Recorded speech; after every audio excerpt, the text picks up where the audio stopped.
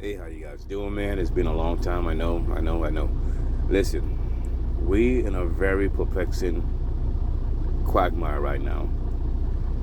And what I found to be astonishing is some people still find time to focus on the minute differences that we have instead of coming together. Well, let me turn this truck off. You probably can't hear a damn thing I'm saying. Okay. Instead of focusing on what we have in common. And what's really, really astonishing that, like I said from last year, that we was already in a recession. Nobody really wants to say it. They're trying to redefine what a recession is. We facing more of a depression. If you look what's really going on, all the different layoffs is going on, the cutbacks, inflation, all the whole stuff. This is going to be really, really bad. It's going to get worse before it gets better. But you have opportunity to make great wealth also, because through troubled times is when a lot of people become financially wealthy, if you know how to play your cards correctly. It's a different video for a different time. Listen, now is the time you have to insulate your family and your loved ones and do what you have to do to get to the next level. It won't be easy, but you can do it if you have a collective mindset. If you're going to be a rugged individualist, then it's going to be a little bit harder. And what I find really funny, not really funny, but in a funny sense of a way, is people find time to be so divisive. I'm referring to this this video I saw about the reparations in California, and even on that platform, people having a great disagreement, and then they're looking to come to a fight. People don't understand that. I keep saying it over and over. When you see you, you see me. So when they see you, they see me. And some people might get offensive. Well, what you in our business for? You from the Caribbean. Well, listen, man, listen. Let me be real honest to you. I'm from the United States Virgin Islands. Someone born U.S. citizen, like someone born in Hawaii and Honolulu, they too are U.S. citizens from birth. Same here. So, by extension, whatever you do affects me. Whatever I do affects you. Because I keep saying it over and over. It's a really simple concept. When they see you, they see me. When they see me, they see you. It's that simple. So, even on the stage, when you have the opportunity where you might be getting reparations, and you still can't seem to put your differences aside for the greater good. What does that say about some of us as an African race? Yeah, I don't use colors. In case I'm not big on colors. If we're not going to colorize everybody, I don't colorize anybody. So what does it say about us? But I know some people get offensive by me even saying that, but it's bigger than that. This whole thing is bigger than this. These global elites are doing whatever they can to break us, and they're doing a very good job, because many of us, myself included, had to go back to going on paper. I was self-employed for a while, but things were looking brown, and you have to do what you got to do to support your family. Like I said before, no one is going to willingly go into homelessness or starvation if you can help it. You're going to do what you got to do to stay on this earth. Just like when you see people selling their bodies, that's the last ditch effort for them to stay on this earth. Because I don't know any women that I went to school with said they want to be a prostitute when they grow up. Not one. But when you see them walking the strip, that's survival. Some people don't see it for what it is. That's their last ditch effort in their minds. Not saying it's right, not saying it's wrong, for them to survive. That's what they think they need to do to be on this planet. Because like I said, no one is going to willingly say, okay, that's it, I can't afford it, I'm just going to go ahead and get a cardboard box or a tent and go under the bridge or go to... Nobody wants to do that. You're going to fight like hell, naturally.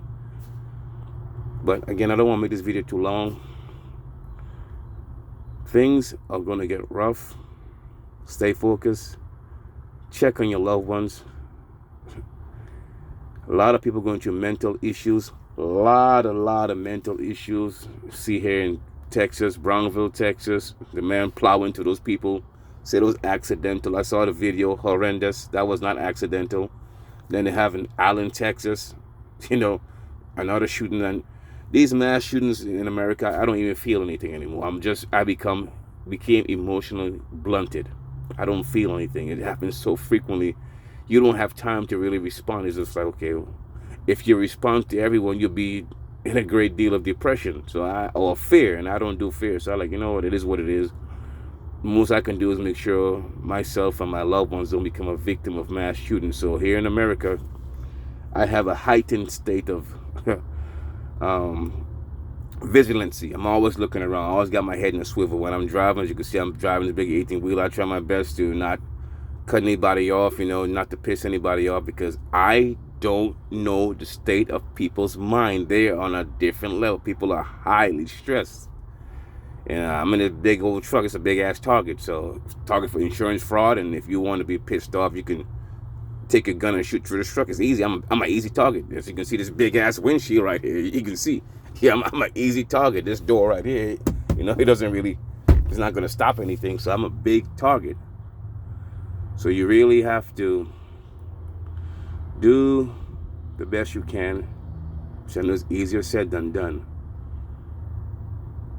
to navigate through this tough time that we're in.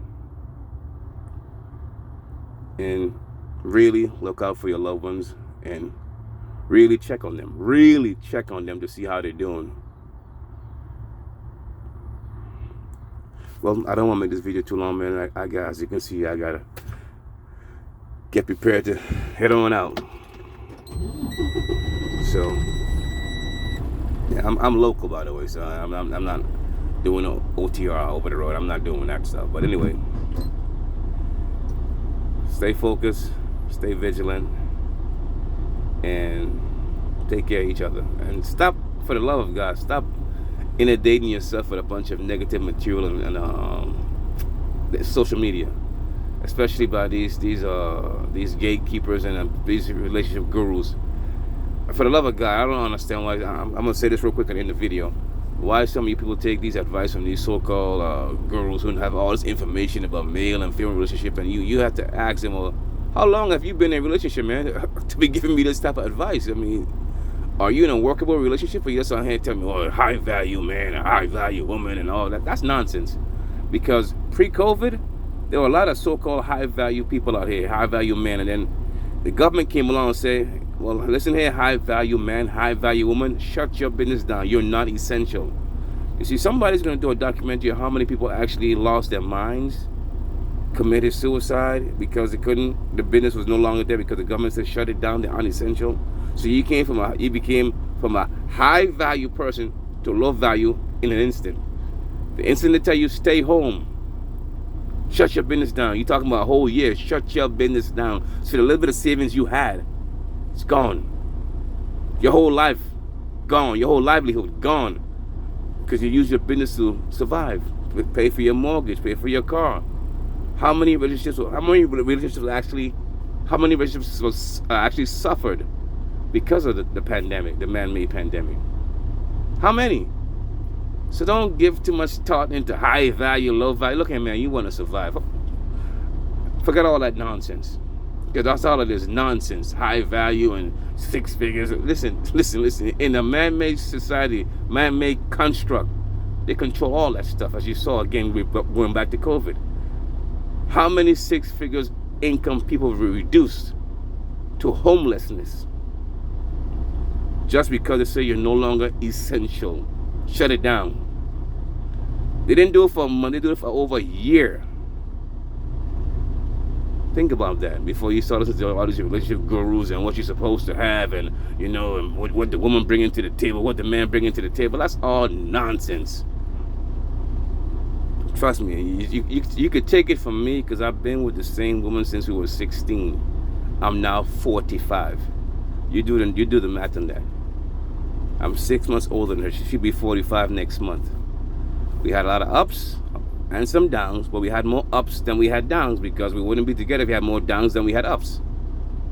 Okay, don't mind all that nonsense and what you're supposed to have, and and she got to bring this and he got to have all this. Listen, if you're not willing to build with a person, then hey, you go find that build a person that you think they'll have it all. And I can tell you this from experience, whatever person you think have it all, just know that somebody's looking for that same person. So you might be sharing that person you don't even know.